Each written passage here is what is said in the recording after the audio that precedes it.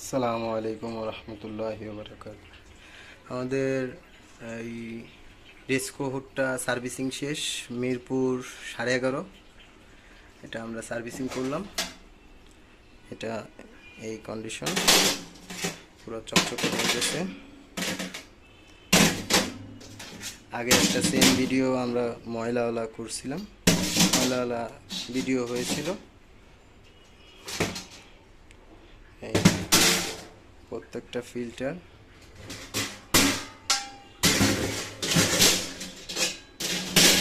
সব চকচকে হয়ে গেছে।